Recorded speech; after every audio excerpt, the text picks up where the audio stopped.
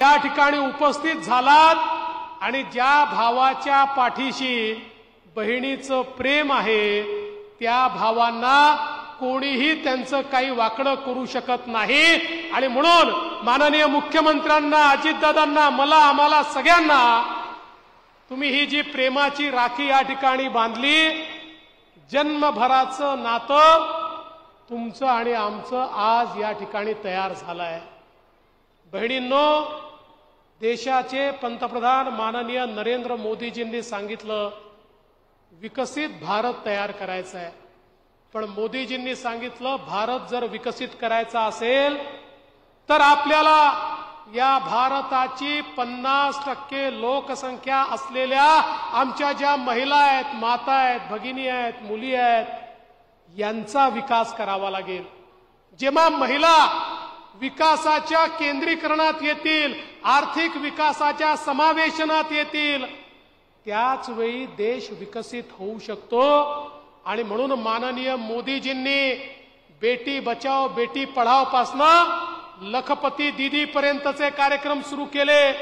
या महाराष्ट्रामध्ये परवाच जळगावला 11 लाख लखपती दीदींचा सत्कार आम्ही केला, ज्या आपल्यासारख्याच सामान्य गृहिणी होत्या, पण आज कोणी वर्षाला 2 लाख, कोणी 4 लाख, कोणी 8 लाख कमवत आहेत मोदीजींच्या लखपती दीदी योजनेच्या अंतर्गत। आणि आम्ही त्या दिवशी निर्धार केला महाराष्ट्रामध्ये किमान 1 कोटी बहिणींना येत्या काळामध्ये लखपती दीदी बनवायचं, म्हणजे 1 कोटी महाराष्ट्रातल्या आमच्या बहिणी अशा असतील ज्या वर्षाला 1 लाखाच्या वरच पैसा त्या ठिकाणी कमवतील, त्यांना अशा संधी या माननीय मोदीजींच्या नेतृत्वात आपण उपलब्ध करून देणार आहोत। आणि जे मोदीजींनी सांगितलं तेच या महाराष्ट्रामध्ये आमचे मुख्यमंत्री शिंदेजी यांच्या नेतृत्वात आम्ही सुरू केलं। महिलांच्या सशक्तीकरणाकरता त्या ठिकाणी आपण लेक लाडकी सारखी योजना आणली। घरी मुलगी जन्माला आली तर मुलीच्या जन्माचं स्वागत झालं पाहिजे। जन्माला आली की 5,000, पहिल्या वर्गात गेली की 5,000, चौथ्या वर्गात गेली की 7,000, 7व्या वर्गात गेली की 7,000, असं करत करत मुलगी 18 वर्षाची होईल तेव्हा तिला 1 लाख रुपये सरकारच्या वतीनं देण्याचा निर्णय आपण केला। आज लेक लाडकी सारखी योजना या महाराष्ट्रामध्ये आपण सुरू केली। त्यासोबत एसटी मध्ये आमच्या महिलांना मोफत प्रवास आपण सुरू केला। भगिनींनो, जेव्हा एसटीचा मोफत प्रवास सुरू केला, एसटीचे लोक मुख्यमंत्र्यांकडे आणि आमच्याकडे आले, म्हणाले आमची एसटी तोट्यात जाईल, पण आम्ही सांगितलं नाही, हे तर करावंच लागेल। काही दिवसांनी तेच लोक आले, म्हणाले इतकी चांगली योजना तुम्ही आणली, इतक्या महिला प्रवास करतायत, आमची एसटी फायद्यामध्ये आली, तोट्यातली एसटी फायद्यामध्ये आणण्याचं काम तुम्ही या ठिकाणी केलं।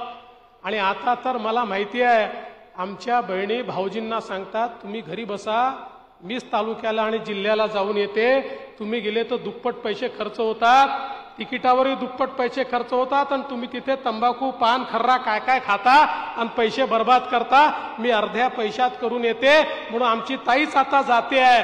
अशा प्रकारे आमच्या तायांना सक्षम करण्याचं काम हे या ठिकाणी आपल्या सरकारने केलं। आणि एवढंच नाही, मुख्यमंत्री माझी लाडकी बहीण योजना देशातली क्रांतिकारी योजना महाराष्ट्रात सुरू झाली। आमच्या लाडक्या बहिणींच्या खात्यामध्ये पैसे जाणं सुरू झालं। योजना माननीय मुख्यमंत्र्यांनी जेव्हा घोषित केली त्यावेळी आमचे विरोधक म्हणाले ही फसवी आहे, हा जुमला आहे, हे जाणार नाही आहे। आतापर्यंत 1,60,00,000 खात्यात गेले आणि आता 2 कोटीच्या वर खात्यांमध्ये पुन्हा पैसे चाललेले आहेत। सगळ्या लाडक्या बहिणींच्या खात्यामध्ये पैसे जाणार आहेत। आणि काळजी करू नका, आम्ही मार्च पर्यंतचे सगळे पैसे ठेवले आहेत। तुमच्या आशीर्वादाने मार्च मध्ये पुन्हा बजेट मांडू, त्याच्या पुढच्या मार्च 2026 पर्यंतचे पैसे ठेवू। शेवटी बजेटमध्ये 1-1 वर्षाचे पैसे ठेवता येतात, पण तजवीज अशी केली आहे काहीही झालं पुढचे 5 वर्ष ही योजना बंद होणार नाही, ही योजना सुरूच राहील। मी याकरता हे सांगतो, आता आमचे विरोधक रोज नवीन सांगतात, म्हणतात निवडणुकीनंतर बंद होणार, मग आदिवासी समाजात जाऊन सांगतात तुमचे पैसे लाडक्या बहिणींना देऊन टाकले, दलित समाजात जाऊन सांगतात तुमचे पैसे देऊन टाकले, शेतकऱ्यांमध्ये जाऊन सांगतात तुमचे पैसे देऊन टाकले. नाही, आम्ही आदिवासी समाजाचे पैसे केवळ आदिवासी समाजाकरता, दलित समाजाचे पैसे पै न पै दलित समाजाकरता, शेतकऱ्यांचे पैसे पै न पै शेतकऱ्यांकरता, हे सगळे पैसे खर्च करूनही त्याच्या व्यतिरिक्त पैसा उभा केला आणि आमच्या लाडक्या बहिणींना पैसा देतोय. आमच्या लाडक्या बहिणींना कुणाच्या दुसऱ्याच्या ताटातलं ओढून आम्ही या ठिकाणी देत नाही आणि म्हणूनच ही योजना आम्ही चालवतच राहणार आहोत. कोणीही आम्हाला थांबवू शकत नाही. पण यांची नियत कशी आहे बहिणींनो, हे लक्षात घ्या. काल परवा काँग्रेसचे एक माजी मंत्री म्हणाले आमचं सरकार आलं की आम्ही लाडकी बहीण योजना बंद करून टाकू. नुसतं म्हणून थांबले नाही, तर काँग्रेसचे अध्यक्ष नाना पटोले यांचे निवडणूक प्रमुख हे कोर्टात गेले अनिल वडपल्लीवार की लाडकी बहीण योजना हा पैशाचा अपव्यय आहे, हा पैसा लुटवणं आहे, त्यामुळे ही योजना बंद करा. पण काळजी करू नका, तुमचे तीनही भाऊ माननीय मुख्यमंत्र्यांच्या नेतृत्वात काही झालं तरी देखील ही योजना बंद होऊ देणार नाही. हा शब्द तुम्हाला या ठिकाणी देण्याकरता निश्चितपणे आम्ही आलो आहोत.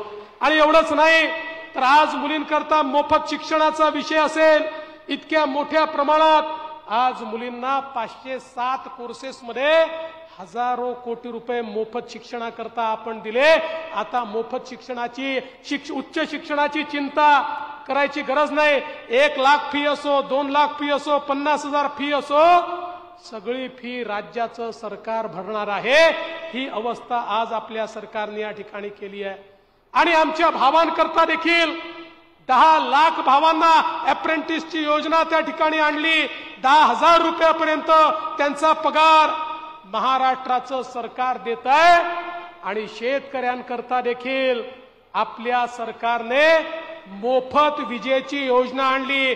आता शेतकऱ्यांना विजेचं बिल भरायची गरज नाही, शेतकऱ्यांना मोफत वीज मिळणार.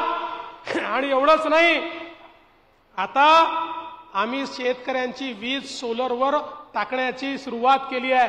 2 वर्षामध्ये महाराष्ट्रातल्या शेतकऱ्यांना मोफत तर वीज मिळेल, पण 7ही दिवस 365 दिवस दिवसाची वीज ही आमच्या शेतकऱ्यांना त्या ठिकाणी मिळेल. रात्री शेतीमध्ये जाण्याची आवश्यकता आमच्या शेतकऱ्यांना पडणार नाही. ही व्यवस्था देखील आपल्या सरकारने केली. मागच्या काळामध्ये आपल्याला माहिती आहे, मागच्या खरीपामध्ये कापूस आणि सोयाबीनचे भाव पडले. आपल्या सरकारने बोनस देण्याचा निर्णय केला. आचारसंहिता होती, देऊ शकलो नाही, पण मुख्यमंत्र्यांच्या नेतृत्वामध्ये आचारसंहिता संपल्याबरोबर निर्णय केला. आता ते पैसे देखील खात्यांमध्ये जायची सुरुवात होते. आमच्या शेतकऱ्यांना कापूस आणि सोयाबीनच्या भावापोटी 4,000 कोटी रुपये थेट त्यांच्या खात्यामध्ये आपण या ठिकाणी देतोय. 1 रुपयात पीक विम्याची योजना आपण आणली. एकट्या बुलढाणा जिल्ह्यामध्ये जवळजवळ 8,73,000 शेतकऱ्यांना 700 कोटी रुपये 1 रुपयात विम्याच्या पोटी त्यांच्या खात्यामध्ये आपण त्या ठिकाणी जमा केले. आणि यात मला हे सांगितलं पाहिजे की आपलं सरकार आल्यानंतर मोठ्या प्रमाणात जीगाव सारखा प्रकल्प असेल, जीगाव प्रकल्पाला या ठिकाणी 6,000 कोटी रुपये आपल्या सरकारने दिले. अभूतपूर्व अशा प्रकारचं काम या जीगाव प्रकल्पाचा आपण पूर्णत्वास नेतोय. शेतकऱ्यांचे पैसे शेतकऱ्यांना मिळाले, पीडीएनचे पैसे आपण त्या ठिकाणी दिले. पूर्वीच्या काळी लोक म्हणायचे जीगाव प्रकल्प कधी पूर्णच होऊ शकत नाही. आज त्याला पैसे देऊन पूर्णत्वाकडे नेण्याचं काम आपल्या सरकारने या ठिकाणी केलं. आणि एवढंच नाही तर सगळ्यात महत्वाकांक्षी प्रकल्प वैनगंगा नळगंगा नदीजोड प्रकल्प, ज्या प्रकल्पाच्या माध्यमातून त्या ठिकाणी भंडारा जिल्ह्यामध्ये, नागपूर जिल्ह्यामध्ये गोसेखुर्दच्या खालून वाहून जाणारं पाणी 550 किलोमीटरची नदी आम्ही तयार करतोय आणि या बुलढाणा जिल्ह्यामध्ये ते पाणी आम्ही आणतोय.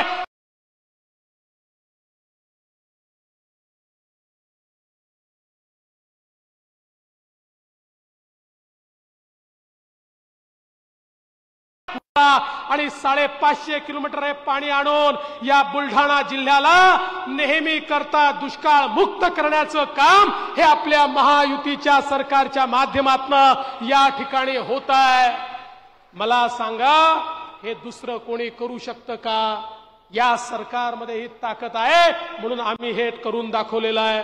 आणि म्हणून अनेक प्रकल्प आहेत। आज आपण पाहू शकतो, हरकचेरी असेल, आलेवाडी असेल, 482 कोटी रुपये आपण त्या ठिकाणी दिले। वेगवेगळ्या प्रकारची जी कामं या ठिकाणी आहेत, मला अतिशय आनंद आहे। मी त्याची यादी वाचणार नाही, मुख्यमंत्र्यांना देखील भाषण करायचं आहे। आज पोलीस अधीक्षक कार्यालय असतील, पोलिसांचं हाऊसिंग असेल, वेगवेगळ्या गोष्टींना आपण निधी दिलाय, सगळ्याचं उद्घाटन होत आहे। इतक्या मोठ्या प्रमाणात बुलढाणा जिल्ह्यामध्ये ट्रान्सफॉर्मेशन करण्याचं काम या ठिकाणी चाललेलं आहे। आणि आज तर सकाळी महापुरुषांच्या पुतळ्यांचं उद्घाटन या ठिकाणी झालं। आमदार साहेब, मला तर वाटतं हा एक रेकॉर्डच असेल, एका दिवशी इतक्या महापुरुषांच्या भव्य पुतळ्यांचं उद्घाटन होणं। आणि आज आपण हा संकल्प घेऊया, पुतळ्यांचं उद्घाटन तर आपण केलंय, पण महापुरुषाच्या विचारांनीच आपल्याला पुढे जायचं आहे, अशा प्रकारचा विचार देखील आज आपण अंगीकारला पाहिजे। आणि म्हणून मी पुन्हा एकदा बुलढाणा जिल्ह्यातल्या सगळ्या लाडक्या बहिणींचे मनापासून आभार मानतो। काही बहिणी दूर होत्या, त्यामुळे त्या राख्या आमच्यापर्यंत पोहोचवू शकल्या नाही। बहिणींनो, तुमच्या राख्या मनातून आमच्यापर्यंत पोहोचल्या। बहिणींचं प्रेम हे त्यांच्या डोळ्यातनं दिसतं, हे त्यांच्या हृदयातनं दिसतं, हे त्यांच्या चेहऱ्यावरनं दिसतं। तुमचं हे प्रेम असंच आमच्या पाठीशी राहू द्या। हे तुमचे भाऊ तुमचं कल्याण करण्याकरता दिवस रात्र एक करतील, एवढाच विश्वास तुम्हाला देतो। आणि माझं बोलणं संपवतो। धन्यवाद। जय हिंद, जय